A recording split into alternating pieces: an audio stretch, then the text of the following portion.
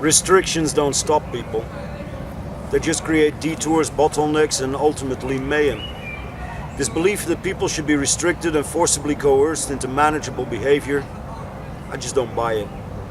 Not that I believe we're all going to be goody-goody if you let people run wild. I simply notice that usually they don't run wild or engage in brutal harm on their own accord because the lazy lizard sees no benefit therein. Because peaceful coexistence is simply the most efficient, economic, ecologic, blissfully lazy way of getting along with the fact that you're not alone. Individually, as a tribe, group, race, sex, nation, continent, species. And I am fed up with arguments along the line of animal comparisons to justify anguished aggression, brutish dominance, and fetish power struggles. Because it just doesn't ring true at all. No animal species is ever dumb enough to obliterate all others from a territory because it's instinctively self-detrimental and overly destructive. I'm not saying animals are per se smarter, but we are definitely dumber. Just look at the world. Look at this planet. Feel the pain of dying forests and the tingling, gruesome grin of growing deserts. Smell the stench of our highways, the putrefied funeral pyres that are landfill waste sites where worldwide millions of people comb their existence out of the city's trash mound. Feel the burn of acid rain and sun-baked tarmac as glass-fronted skyscrapers turn the city streets into solar ovens.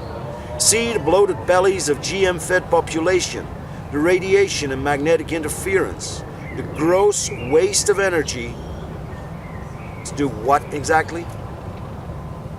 I don't know, I don't get it. Like I said, I don't have the answers, just questions. And I don't believe there's such a thing as the answers, just answers. Looks as if the conscious that's our species is getting ready to defecate, regurgitate, perhaps amputate by means of another Armageddon, served as usual with the promise of Satori, heavenly bliss, or simply them skanks got it coming. What would that do? It would relieve the Earth and the other species that we share this planet with from a burdensome, erratic, destructive pest. If our species manages to decimate itself, a lot of the current worldwide problems would disappear with it. Only the choice of arms would dictate whether we leave the planet to a variety of species or merely rats and cockroaches.